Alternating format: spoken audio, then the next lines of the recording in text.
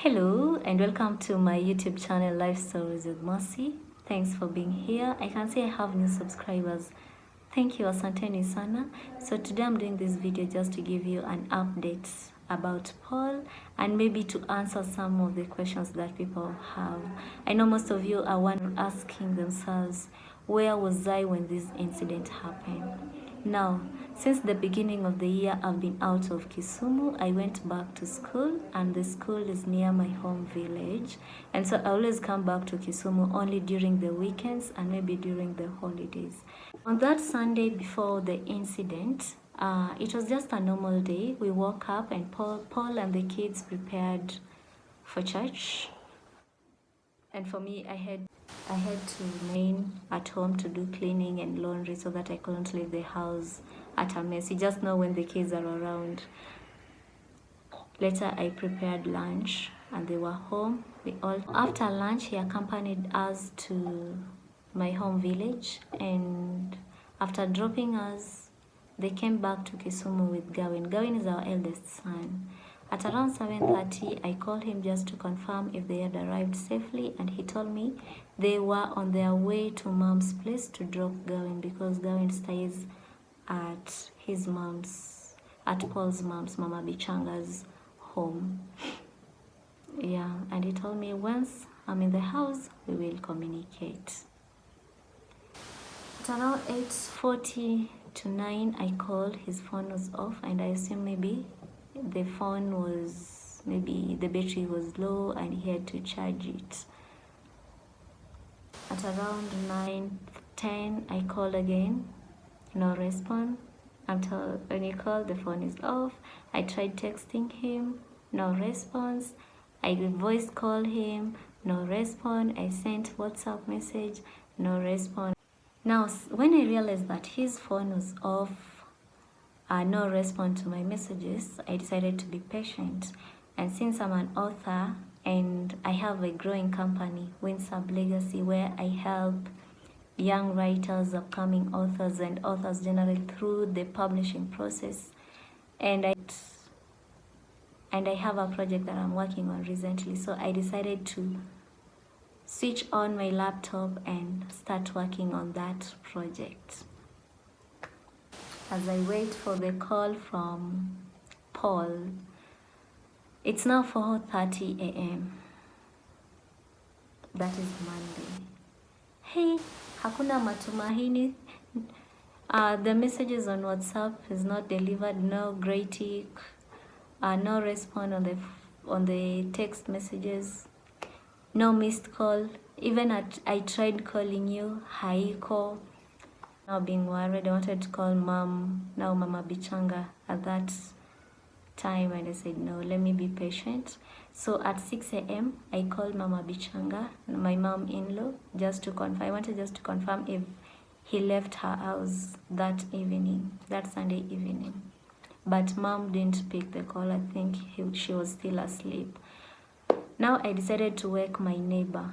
I called him. I told him, hey, kindly, if you're awake, go to our house, check if Paul came back to the house last evening. And he told me, okay, I'm going right away. So our neighbor went to the house, checked. The door didn't have a padlock, and it was closed from inside it by the lower lock, because we have the upper lock and the lower lock. And he told me, okay, he is in because the lower lock is closed. I told him kindly, can you knock the door? He knocked, no response.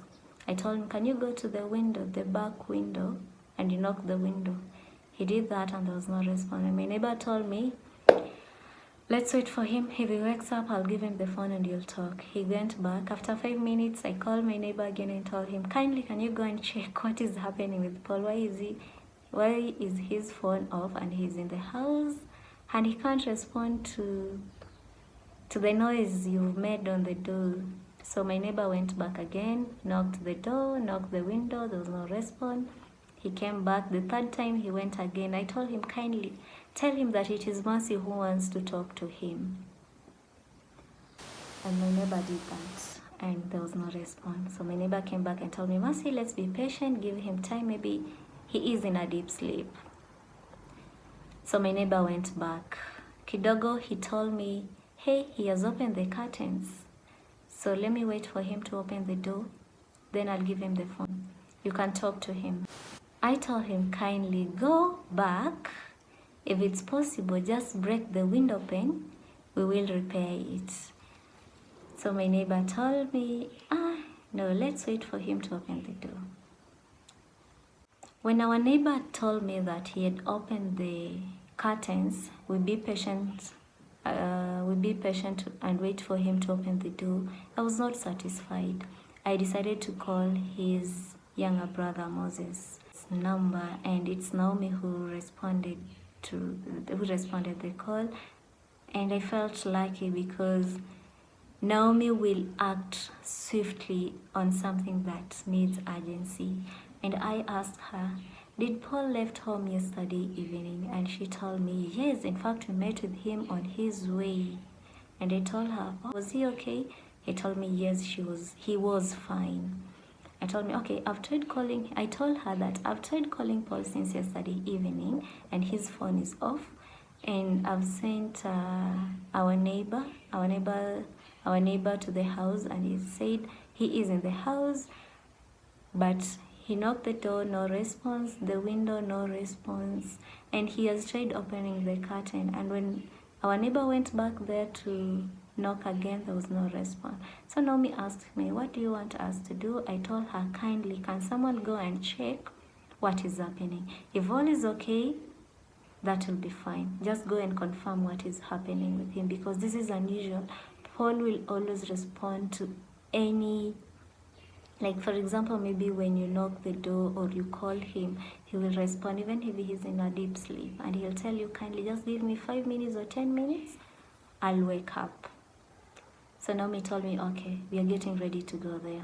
30 minutes later, Naomi calls me and tells me, okay, Mercy, we're in the house, we've managed to open the door, and we've found Paul on the bed. Tell me, it seems Paul was attacked yesterday evening and he came to the house. He's bleeding. I was so shocked. I didn't know even how to respond to Naomi after that message, because I asked myself, so these have been restless overnight. So this young man was fighting for his life all through this time. Naomi told me that he is unconscious, and so we are heading to the hospital. I told her it's fine.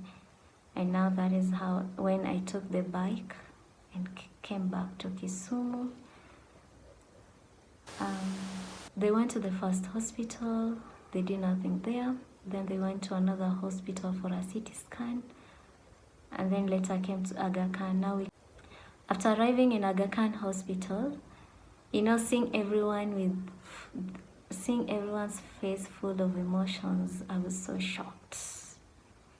Like, I asked myself, Kwani, how bad is the situation?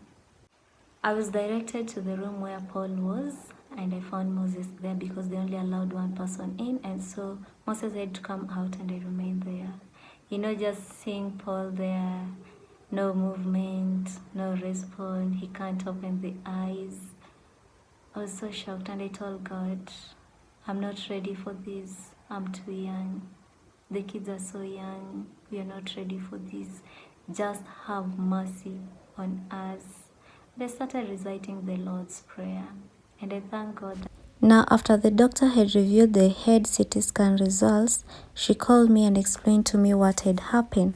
She told me that Paul had a brain injury and he also had blood clots on the brain, and so we'll need a neurosurgeon.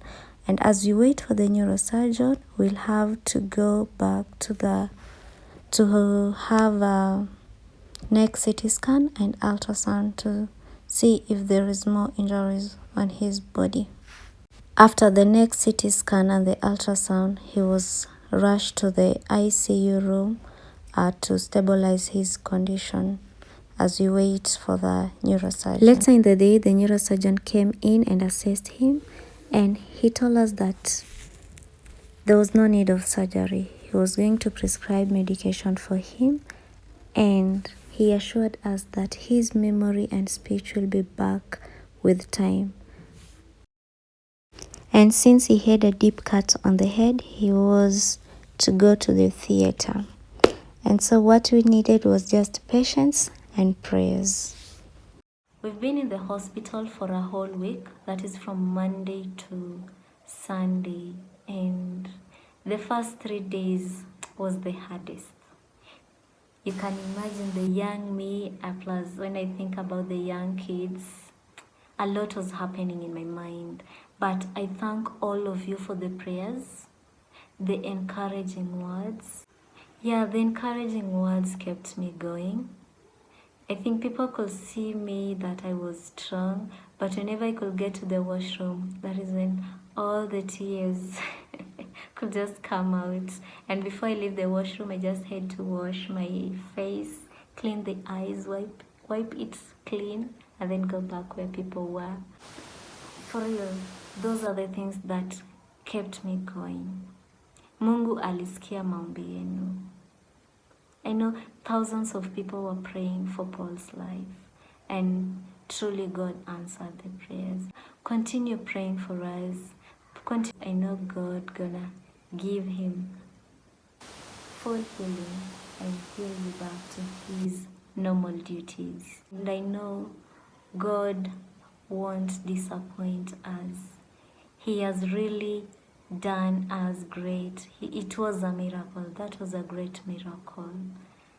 Now here at home, he's doing pretty well, and we were given the dates for his clinics, but in case of anything alarming, we will go there before the date. Yeah, so I'm here keenly watching his progress. Yeah, continue keeping us in prayers, and I know all shall be well. Just to say thank you to everyone who prayed with us, who encouraged us, who is thinking about us and wishing us well. Asanteni sana